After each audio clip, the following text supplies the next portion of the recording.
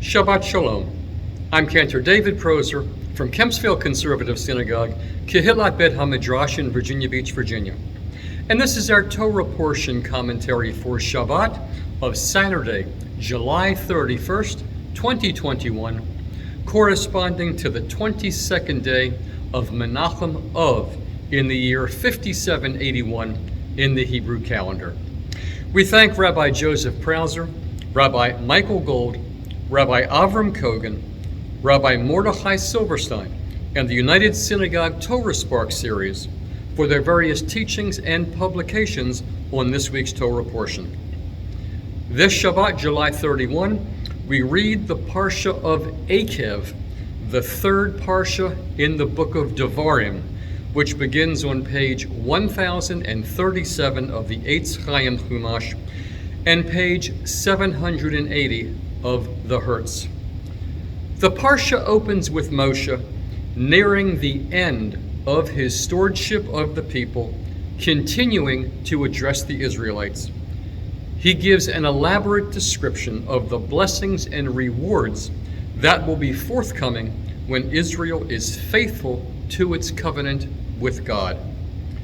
If the Israelites obey the commandments, God will bless them and multiply them, and their crops and cattle will flourish. Israel's enemies, in contrast, will suffer at God's hand. Israel will destroy hostile nations it encounters, despite its foes' superior numbers. In doing so, Israel is further instructed that it must destroy all idolatrous images and abhorrent things. They must not be taken as booty or used in any way, lest they lead to idolatrous behavior among the Israelites themselves. The hardships of the wilderness period, the crucible in which the Israelite nation was founded and tested, are contrasted with the beauty and bounty of the promised land that awaits them. The final verse of the description of the land, when you have eaten your fill, give thanks to the Lord your God for the good land which he has given you, is the basis for the practice of Birkat Hamazon, the grace after meals. This obligatory expression of gratitude is expanded to a more general principle. Israel is warned not to forget God's beneficence in times of plenty. We are to remember that our well-being and prosperity, in fact, all of our achievements, are the results of God's blessings. Forgetting God will lead to punishment and destruction.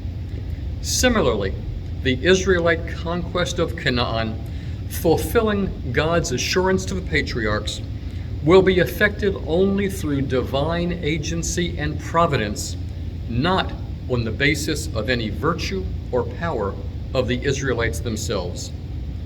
To emphasize this distinction, Moshe recalls Israel's long history of faithlessness and provocations throughout the wilderness period, beginning with their building the golden calf while he was up on Mount Sinai receiving the Aseret Dibrot, the Ten Commandments.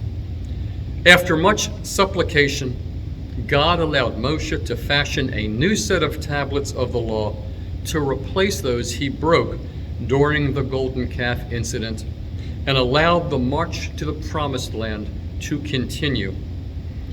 Israel's leader leaves no doubt as to his or God's expectation of the covenant people.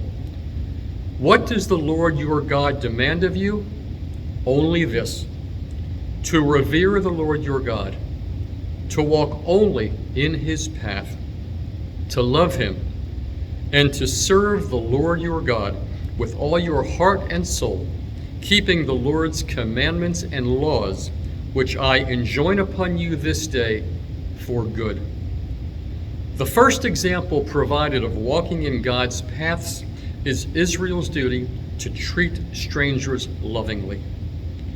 Moshe further contrasts the dire consequences of disloyalty to God with the rewards awaiting God's faithful. He similarly contrasts the life the Israelites knew in Egypt with the particular blessings, natural and spiritual, awaiting them in the land of Israel. A land that the Lord your God looks after, a land on which the Lord your God always keeps his eye from year's beginning to year's end. These two themes are intimately linked. Conquest and possession of the land will be achieved only through fidelity to God's laws. The nexus between law and land is given final closing emphasis in a passage that is included in our daily liturgy as the second paragraph of the Shema. Israel is instructed in the rewards for obeying God's commandments and the punishment for forsaking them in agricultural terms, describing the abundance of rain versus withholding of rain, themes that will be very important to them when they farm the promised land. In a reprise of the earlier passage that we read last week in Parshat Eikev, known to us as the first paragraph of the Shema, the V'ahavta paragraph, they are again reminded to impress these words upon your very heart, bind them as a sign upon your hand, and let them serve as a symbol on your forehead, and teach them to your children, reciting them when you stay home and when you are away, when you lie down and when you get up, and inscribe them upon the doorposts of your house and your gates, adding, to the end that you and your children may endure in the land that the Lord swore to you and to your fathers to assign to them, as long as there is a heaven over the earth. If the Israelites follow God's commandments, the people of the land will dread them, and they will conquer the territory God has promised to them. The Haftorah for this Shabbat is from the book of Isaiah, chapter 49, verse 14, through chapter 51, verse 3, beginning on page 1056 of the Eitz Chaim Chumash and page 794 of the Hertz. Just as in the past few weeks, this Haftorah is not connected to the Parsha of Eikev by theme. Rather, it was chosen as the second of 7 Haftorot of consolation that follow Tisha B'Av. This Haftorah enunciates the despair of Zion, which feels forgotten and abandoned by God in the years since the destruction of the temple in 586 BCE and the exile of the Judeans to Babylonia. It's a series of prophecies offering messages of strength to those who needed encouragement to return from the Babylonian exile to the Judean homeland in Eretz Yisrael. It was also a message of encouragement to those in the Judean homeland challenged with absorbing the refugees. This message is encapsulated in one particular prophecy at the end of the Haftorah. Look to the rock from which you were hewn, and to the quarry from which you were cut. Look to Abraham your father, and to Sarah who spawned you. For he was the one whom I summoned, and I blessed him and made him many. This prophecy draws an analogy between the founders of the faith, Abraham and Sarah, and those who would return from the Babylonian exile.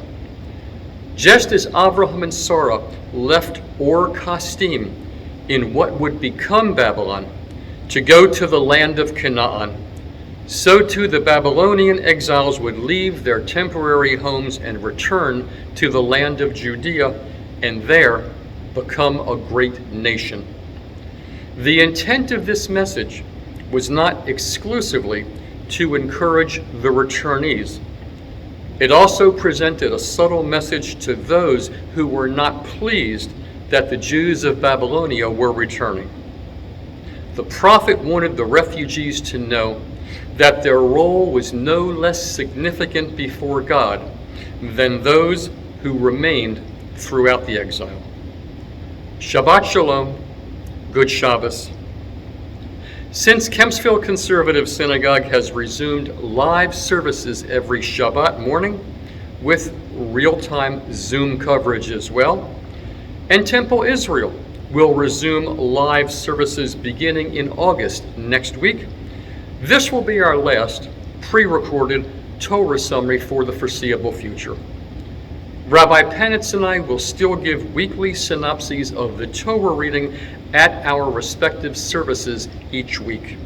And if you are fully vaccinated, you are invited to join us in our sanctuaries by making prior reservations through each synagogue's email. Thank you for subscribing and for watching these weekly and Yom Tov Torah summaries these past months. We hope to see you in our sanctuaries or have you join us via Zoom for KBH or live stream for Temple Israel. Thank you again for watching. Shabbat Shalom, good Shabbos.